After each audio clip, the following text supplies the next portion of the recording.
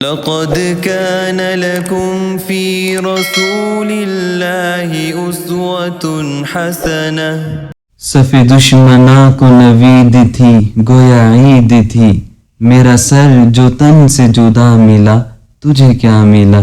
میرے دوستو، یہ الفاظ میرے اور آپ کے فلسطینی بہن بھائیوں کے ہیں، جن کے کفن بھی رنگین ہو چکے ہیں، جن کے اپنے زیر زمین جا چکے ہیں، جو سحری اور افطاری ملبے کے نیچے سے اپنوں کی لاشیں نکالتے ہوئے کر رہے ہیں۔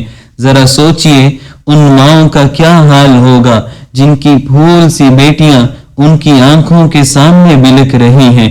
خاندان اجڑ چکے ہیں، گھروں پر بمباری کی وجہ سے مریضوں کو ہسپتال لے کر پہنچتے ہیں تو ظالم ادھر بھی میزائل داغ دیتا ہے، زمین ان کو نگل رہی ہے، فلک ان پہ پگھل رہا ہے، وہ جائیں تو جائیں کہاں، وہ فریاد کریں تو کس سے۔ المیہ یہ ہے کہ امت مسلمہ سو رہی ہے۔ یاد رکھیے ابھی تو وہ آزمائش میں ہیں، مشقتیں اٹھا رہے ہیں، لیکن آخرت کے اعتبار سے وہ کامیاب ہو چکے ہیں، اور ہم ابھی بظاہر امن و سکون اور عیش و عشرت میں ہیں، لیکن در حقیقت یہ میری اور آپ کی آزمائش کا وقت ہے۔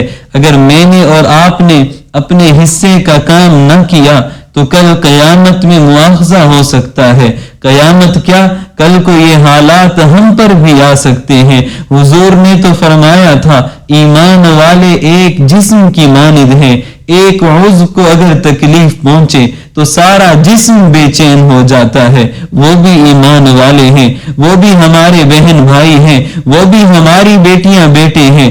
ایک لمحے کے لیے آنکھوں کو بند کر کے ان کی جگہ اپنے آپ کو رکھ کر دیکھیے، اپنی اولاد کو رکھ کر دیکھیے، آپ کی بہتی آنکھیں آپ کو جواب دیں گی، آپ کا دل اضطراب کی حالت میں دھڑکے گا۔ تو ان مظلوموں کے درد کو سمجھیے، ان مغلوبوں کے کام آئیے، اپنے حصے کی شمع جلائیے۔